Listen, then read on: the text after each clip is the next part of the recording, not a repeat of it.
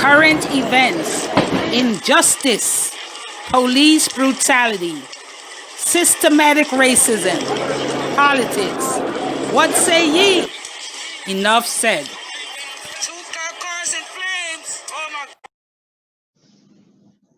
Welcome back to Enough Said with your hosts, Jemo, Carolite, and Cherry Poet. Today's topic, pet peeves. Hats off. Carolite, what say ye? Let's have the disclaimer first. I just want to say that anything we say here is just our opinion. It's not the law. There's times when we'll say factual stuff. There's times when we may say things that we see in the news, or it's not factual, or it's just our opinion. Please don't hold it as gospel or as a law, and take it with a grain of salt. We welcome you to share in our discussion. Thank you. Okay, so after writing down about 3,333 pet peeves, I decided that I have to settle for 3. All right, let me just tell them what a pet peeve is. A pet peeve is anything that annoys you, a regular action or thing that annoys you, just annoys you. How many? 3,333 and counting, but Wow. I had to consolidate and do 3. So Wow. I'm just gonna say the 3 first, and then if you get back to me, I can elaborate. So the first one for me is emphasis on the English language instead of emphasis first before you go to the other 3? Let's talk about emphasis on the English language, because that way they will listen to it and they'll be happy to hear your other 2 later on. Okay. So say that again, Caroline. Emphasis on the English language instead of emphasis on communication. Explain. So a lot of people who are cultured where English is the first language tend to come across to the rest of the world as if they're somehow better than, or a little bit like they're way more educated because they have mastered the English language. And what they tend to forget is that English is just one language. There are so many languages, you know, centered around the whole world. And the fact that somebody doesn't master the English language does not mean that the person is unintelligent or doesn't have a very valid point, cannot contribute to society with speech or poetry or language. It simply just means that they may not have mastered grammar. They may not have mastered English, but it doesn't mean that those who have are any better than the others who haven't. The bottom line is simple. You might be better off at communicating. So you have an edge when you're dealing with people who speak English. But if you were to take yourself to, say, another country, Belgium or something that speaks French, then now you become the minority. So it is just a wrong attitude to have, to say, speak English, and why don't you speak English? And to, one last thing, to, you know, like you nullify somebody's point if they say a sentence, but it wasn't said in the correct form of English, then you want to just nullify their point. Yeah, when you say that, I hear 2 things. I hear people speaking a different language from English who are being demeaned or degraded or looked down on when they're quite educated, or sometimes even more educated than the person they're speaking to. And then I also hear people who, within English, everybody who speaks English, but because you don't master the perfect English, you may speak Ebonics, you may speak a form of Creole or Patois, or you may just speak English with an accent, or you speak it because you haven't had the highest level of education. Doesn't mean you're not intelligent. So let me just say real quick with the first one, then I'll give Cherry Poet a chance to say what she has to say before I get to the second point. It annoys me too when I hear people yelling at people who does not speak the same language, speaking really loud as if loudly is going to make them understand the English better. And that is a pet peeve of mine. It's also a pet peeve when they say, go learn your language, go learn English. You know, I agree that people should learn English if they're in an English-speaking country, but to demean someone because they don't know English is wrong. Go ahead, Terry.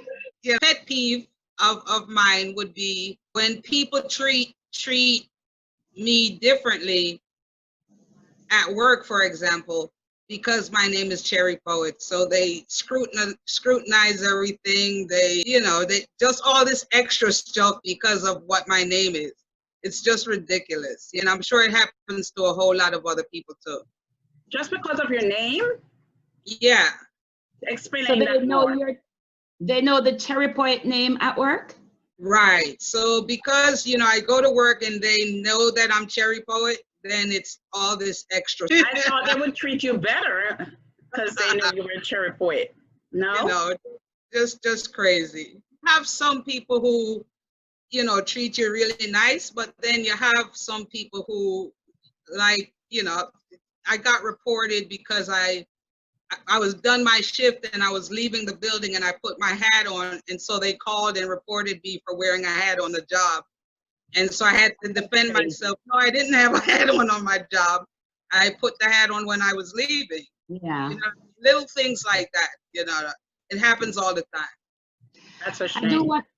I do want to say one other thing about this English speaking thing. I remember an American being in France once, and she gave the report that she was so frustrated while she was in France that the people were not speaking English until she realized that English is not their first language. So again, and it's I just want to say it is amazing that I don't see like French people coming to America. I mean, French people saying to English speaking people, speak French. Or you don't hear a lot of people from Spain saying to English-speaking people, speak Spanish. But there's something about this English language where the English speakers are always going, speak English, and they come across so arrogant. So I just wanted to say, I think it has caused these English, has created an arrogance in people who have mastered English, and that is what the pet peeve is, the arrogance that I see coming from. Well, you know what? If you say speak English in an English-speaking country, if you don't say it in a rude and nasty way, or if you say I don't understand you, that's different. What is really arrogant is when they go over to the French or France or Spain and ask them to speak English. Nobody here speaks English. Now in England, they speak English, so that's a different situation. But in some other countries like Spain and so forth, they're okay with it. But the French is not okay with it. They don't like you coming over here demanding that they speak English. And I want to tell you, when you go to Europe and those countries, if you don't speak the language, they're trying so hard to help you. When they come to America and they speak Spanish or French or whatever language they speak, you're not going to get much help. It's like you're here, you're supposed to automatically, even you're just visiting, you're supposed to just speak English. That's crazy, and that's a pet peeve of mine. But with that said, though, you're going to somewhere like Walmart and you're looking for something and you can't find it, and you see a worker with a uniform on and you ask him, can you tell me how to find so-and-so, and he doesn't understand you. That's annoying. If you're working in America, you should speak English, you know what I mean? So yeah, people shouldn't be down on you if you can't speak English, on a regular circumstance, on the street or something. But if you're holding a job and people are going to be coming up to you all day asking you to find stuff, then you need to speak English. If you live in America or if you live in an English-speaking country. Okay. Jamie, your pet peeve. Oh, my pet peeve. Okay. Why does Africa have minerals, gold, and oil, but is so poor? I have a problem with that because, and I know they colonize the place and they steal their materials and they barely hire people to work. They bring in their own people. I understand that that happened. But I believe, and it also Haiti. Why Haiti has to be repaying their slave masters for slavery to this day and stay so poor. It is something that we call America all the time. We may say, America, you know, you need to correct your wrongs, you need to make amends, but these countries really need to make amends to Africa and Haiti and those places. They take all their resources, they use their manpower, and now I understand for Haiti, they had to be paying France back for years because France ended slavery. That you have to pay to be free.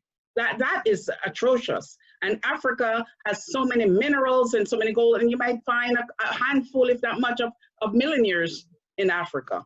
That shouldn't happen. And if it happened back in the day, it's time for that wrong to be righted, or that, you know, to be corrected. I am so in agreement with you on that, Gemma, because can you imagine, and I just found this out, you know, Cherry Poet, that the people who were enslaved have to be paying the people who enslaved them because slavery ended. Crazy. I don't follow you guys. What do you mean by that? In Haiti, The Haitians, Haiti have to be paying France because Haiti got their independence from France. So France can no longer enslave the Haitians. So they have to pay them because according to how it's set up, they lost the slaves. They lost the people who work for them. So the slaves had to pay back the slave masters. And it's still paying France today. Wow. That's why Haiti is so poor, because for hundreds and thousands of years, Haiti had to pay back France for gaining their freedom. It's incredible. Wow, that's just the first time I'm learning that. Africa, why do they have so much diamonds and stuff, and they're poor? Because they're selling it to the white man. They're selling it to other countries, and they're not building their own wealth. You know what I mean? They're not putting it into their own pockets and strengthening their own communities. They're giving it away. Remember the story about the blood diamonds, you know? They go, they dig the diamonds, they give it to the white man for nothing, and then they sit there hungry. So no, what really happens, Cherry Poet, is that they don't have the resources and the money to dig. So they will hire the Europeans, or sometimes people from China or other countries that have the resources and the equipment that they can't afford to buy, because these people will not advance them enough money, or let's say maybe they don't negotiate well, I don't know, but they will refuse unless they get like 80% of whatever they're gonna mine. They won't negotiate with them and come into an agreement that, look, lend me these equipments, rent me these equipment, and when I get the gold, I'll pay you back plus interest. No, they want a percentage of whatever is mined. And sometimes rather than just let it sit there and nobody gets anything, they're getting there, and I'm just making up these figures, Africa getting their 20% or their 25% is better than getting nothing at all. That's the position they put them in. Caroline? Yeah, that is what you call like the rich man, poor man syndrome, and it happens in our society where they have the equipment. The Europeans, they have the money, they have the equipment, and in order for them to dig and get these minerals, they definitely are gonna barter in a way where they are getting sometimes 60-70%. You know, and because the poor African countries in such a state of poverty, like Jemo just said, it's like we're gonna accept it because it's better than nothing. Right. And it's like the rich man, poor man syndrome. I pay you $5 an hour, and the poor man is gonna accept it because it's better than not having a job. Right. Carol, what's your other pet peeve? Okay, my other pet peeve is the thought process that a man and a woman cannot be friends. that there cannot be platonic relationship between a man and a woman. And what makes it a pet peeve is anytime society sees you talking to an adult 18 or older now, it's an automatic assumption that the person is your man, or the person likes you, or you like the person. You know, you can just be at work, for example, and there's a coworker that you get along well with. And because you get along well, you know, you talk a lot to him, and then all of a sudden they're labeling you like you guys like each other. I've seen it done in the music industry, the acting industry. Two people act well together and they're single, all of a sudden they're throwing them together, throwing people together because they talk or they get along or they work well together. So it's a major pet peeve. Just one thing I want to say, like if I walk down the street with my son and I hug him round the waist while I'm walking, no, it's very rare nowadays that people will say, oh, is that your son or your nephew or a family member? No, immediately they're thinking this is your man. And it's just a major pet peeve. Like what happened to the days when there were sons, nephews, brothers, family member that you could just walk down the street, hold their hands or hug them if you want to, innocently. Those days are gone. You're absolutely right. That is a problem. It makes you afraid sometimes to even be friends with anybody or to be seen in public with just a friend, because people they see you and then they go running with it. And then the problem comes in, especially is when you meet someone that you really like and they start telling you, oh, I heard you were dating so-and-so, and you're like, what? You know, and then it becomes an argument, and then you know, you don't even like the person anymore, you know, because now they're judging you based off of something they heard, you know. So yeah, that definitely is a problem. But with that said, in this day and age, you know, if you were walking down the street with Roderick hugging him with your son, and you're hugging him or holding his hands, and someone said, is that your son? Well, you know, in this day and age, maybe it isn't your son. So if it's your man, you take offense to it. You see what I mean? Yeah. If it was your younger man or your boy toy, you take offense, you know, to it. So yeah. So it's a double-edged sword. It is. But the good has to suffer for the bad, because what happened today in this society and in this whole world, it might be more obvious in America because it's a faster growing society, but it's all over, is that you do, like Cherry Point said, have older women going with young men and younger men going and older men going with young women that could be their daughters. It happens. Stella got the groove back. How Stella got the groove back. Remember the scene where they're in the movies, they're in the line waiting to go see the movie, and the hot girls walk up and is like, "That's your mom?" Oh boy. I didn't have a problem with the question because I would have asked the same thing. But you know, but like that's what I'm saying. So in order not to hurt someone's feelings, you probably not say that. You probably, you know.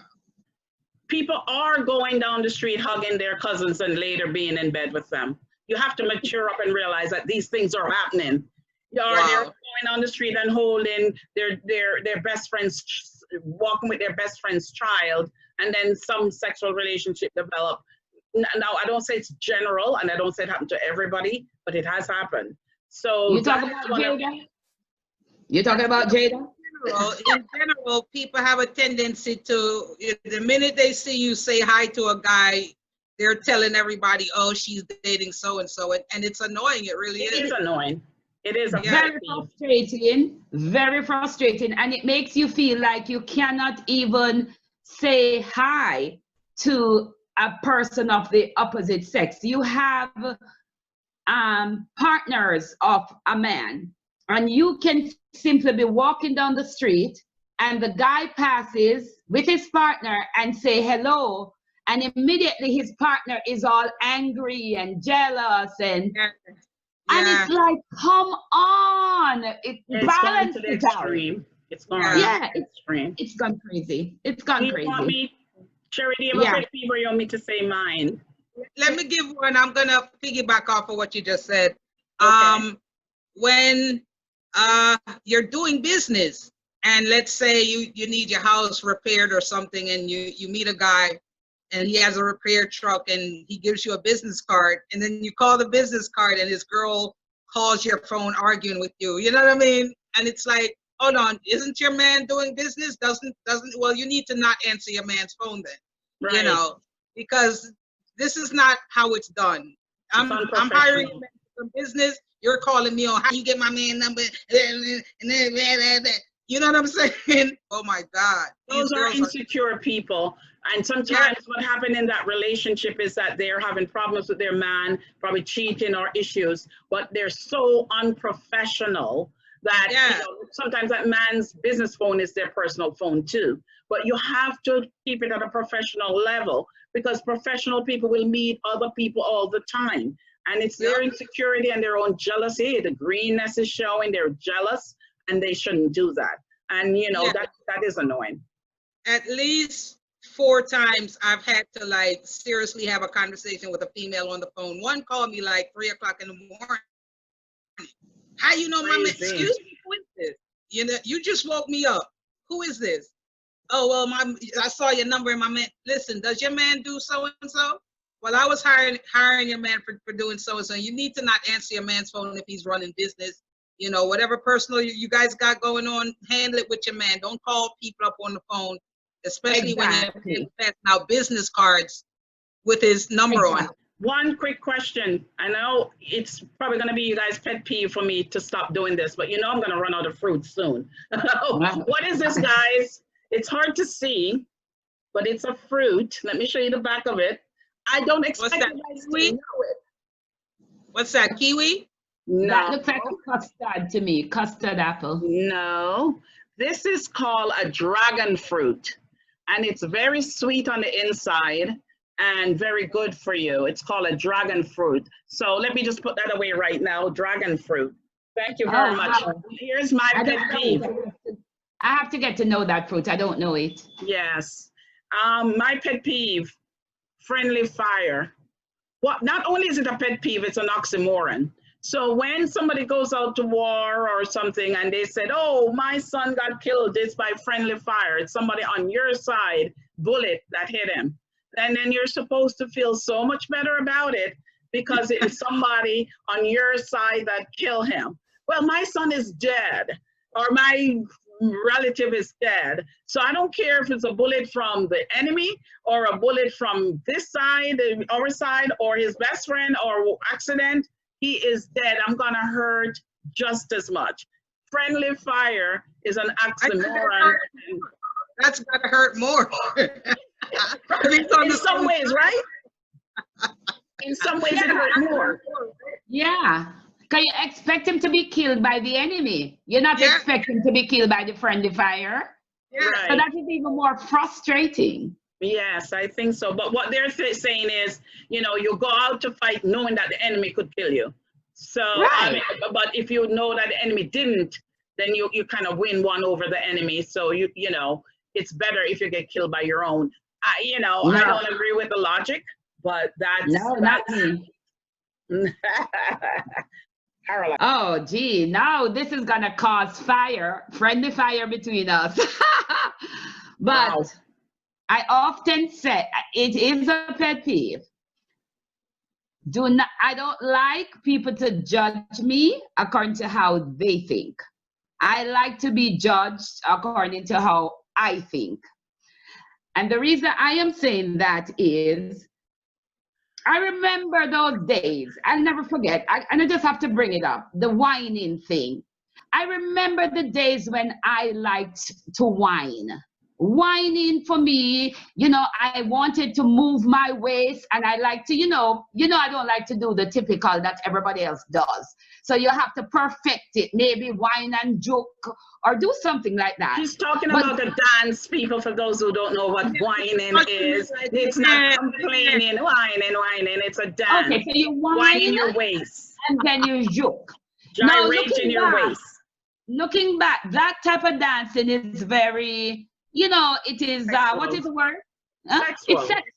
It's sexual and gyrating. But when I was doing it, I'm not thinking anything sexual. I'm thinking about perfecting the dance. But somebody looking in might say, oh, yeah. And then they judge you according to how they think. When your thought process was nowhere in that. It's just similar to now. There are girls who dance like certain dances, but it doesn't mean that in their mind they're thinking about sex. Like the girls who dance for the money might just be dancing for the money, but you immediately just are judging them because to you it appears that they're doing something different. So I don't like to be judged by what you think because it appears to be this way, other than you finding out what really is it. But you know what, Caroline, it's not going to happen. People are not going to judge you by what you think because people don't think the way you think. They're going to think the way they think, no care what. It's almost similar to a conversation that we had on the radio earlier with the girl that wears a short skirt. Is she asking for attention for the guys to look at her, or is she just going about her business and want to feel good about herself? People, perception is reality. So whatever they perceive is what they're going to do. Now, not everybody's going to, you're in a party whining, as you call it, gyrating, whining your waist. Everybody's not going to come up to you because not everybody's going to feel you enough to go ask, oh, by the way, are you that type of girl? No, they're going to say, oh, that girl over there. And you'll do it to another guy you see over there whining all the way down to the floor. And if his foot is up in the air or something, you're like, whoa, So what I guess you're trying to say, and I kind of agree with you, is get to know the person first before you become judgmental. Because I just want to add, and then I let Cherry talk. It cramps performances, and this is one of the reasons why I don't like to perform, because we tend to judge people, even actors. Everybody. We judge them by their performances, and we tend to forget that it's just a performance. So people judge Beyonce, for example, like she's so she's this person. And then the real person might be 100% different from the person who is performing. We do it with comedians too. They write their comedy and perform it well, but it doesn't mean that they're always funny at home. Go ahead, Cherry Boy. But how are you going to stop that though? It's hard to stop, but perception is reality. That's why Beyonce says she is Beyonce in real life and Sasha Fierce when she gets out on the stage, a whole different persona. Go ahead, Cherry.